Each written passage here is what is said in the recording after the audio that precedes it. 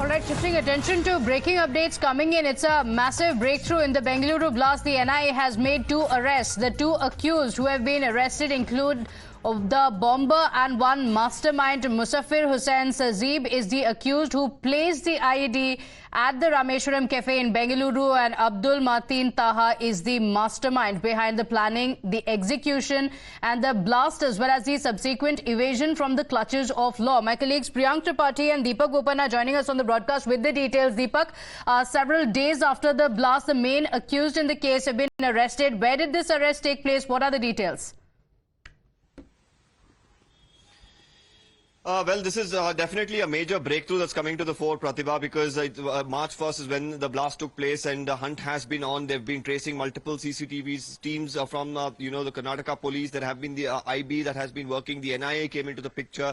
And throughout the country, there have been searches that have been going on. In the last couple of days, they got some crucial inputs about these 2 individuals, the main accused, the bomber, Musaffir Shazib, and also Taha Mateen, of course, who's been wanted since 2020. In fact, both of these people have been wanted in multiple cases since 2020 after carrying out this particular blast. Of course, the urgency in getting hold of them, considering the fact that they had a lot to do even with the Mangaluru blast, was of great need. And finally, after some searches in West Bengal, they have picked up both these individuals. As of now, they're being questioned and necessary protocols are being followed, and they are hoping here to crack a greater network of operatives who they could have in fact indoctrinated, because somebody like Taha Mateen, who's been wanted since 2020, and Musaffir, they've been consistently recruiting youth, spreading the ideology of ISIS in southern part of India, is what the NIA has of course learned through various people that they've questioned and evidences that they've gathered. So this definitely comes as a massive breakthrough in the case, and finally, of course, some relief for people across the country, because this bomber on the loose could have meant harm for the society at any point in time. Okay, all right, Priyank, before I come to you, let's also go across to Pranesh, who's joining us from the newsroom with the details. Pranesh, details coming in, these suspects were also wanted in several other terror cases. It's a big breakthrough, just adding to what Deepak was telling us, that the arrests are more significant also because these 2 people, the agency believes, were involved in other major cases, the part of the Shivmoga module, as Deepak was telling us. Look at this. Now, this is the wanted poster released by the NIA before these 2 individuals were finally traced, located and apprehended. Who are we talking about? Musaffir Hussain is the person. Shazib is the one who placed the bomb. According to the NIA believes that he is the individual who placed the bomb inside the Bengaluru cafe. And these are his details. He's aged about 30 years and has been using forged driving license in name of Muhammad Junaid Saeed or other similar forged ID documents to conceal identity. Preferred dress is also mentioned: jeans, t-shirt, wears black smartwatch, often wears mask, wig and fake beard. Preferred places of stay: boys hostel, PG, sharing accommodations, low budget hotels and lodges to evade detection and surveillance. The next person is Abdul Mateen Ahmad Taha. Now, Abdul Mateen Taha, according to the NIA, is the mastermind of the Bengaluru blast case. He is also the one who had planned the operation carefully. Now, according to the release by the NIA, this individual had also instructed Musaffir what to do once he had placed bomb in the cafe. So after the explosion, the route that Musaffir Hussain took and the entire trail was carefully orchestrated and planned by Abdul Mateen. Here are his details. He is also about 30 years old, has been using Hindu identity documents, forged Aadhaar in name of Vignesh. This is important. Perhaps we must mention this. Allow me to underline this once again. The man who's considered to be the mastermind of the Bengaluru cafe blast case, Abdul Mateen, now that he's been apprehended, NIA had said that he has been using Hindu identity of documents, forged Aadhaar in name of one Vignesh or other similar forged ID documents to conceal identity. The modus operandi remains same.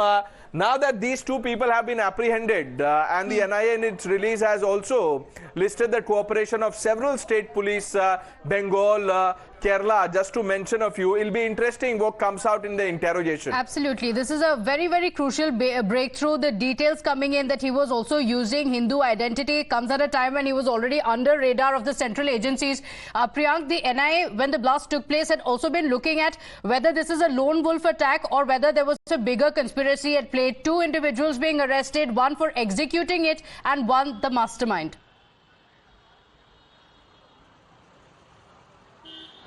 It's certainly a part of big module, Pratibha, because if you remember on 19th of November 2022, there was a similar kind of blast which happened in Mangaluru, where Shivamogga module was the one which came under the radar. Later to that, the Enforcement Directorate also started probing the kind of lakhs of money was given to this particular module through cryptocurrency. And what we saw in Rameshwar Cafe on 1st of March was also very much scary, which certainly gave a grim reminder of how Indian Mujahideen cropped up in the northern part of the country, which led to several and series of kind of attack.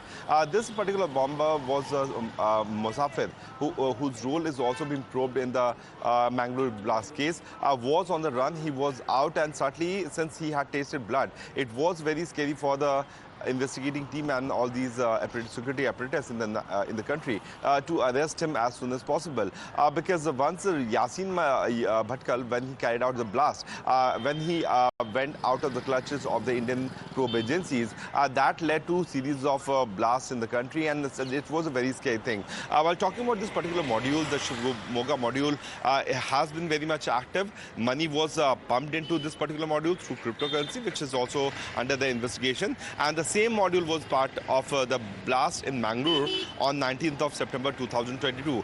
So no doubt about it, what Deepak and Pranesh is saying is absolutely right. It's a very big achievement for the National Investigating Agency to arrest these accused before they could carry out more blasts. But once they will be able to give detail about the other members of the group, it is going to be very active. But the location is also need to be taken into consideration, because they fled towards West Bengal, and as we know that Bangladesh has become the key hideout for the operative, because generally through Assam or through West Bengal, these operatives of ISIS have managed to infiltrate into Bangladesh. So it was quite clear that they were looking for the right time to flee away from the country, knowing the fact that they can hide easily in Bangladesh, and once they were called in, they could have once again come out and carried out several attacks. If you remember, last month only, there was an ISIS operative who was arrested on the border area of Assam and Bangladesh. So many things can, if you piece together, you can see that there's a larger operative nexus which was on its job. But hats off to other agencies who have managed to arrest these two accused because before they could flee away from the country. Absolutely. In fact, in the 4 years that they were under the radar, they were also allegedly trying to influence others to also join their network. Big story. We're keeping a track of the developments there. Priyank and Deepak, for the moment, thank you for joining us with those details. We'll be right back after a short break.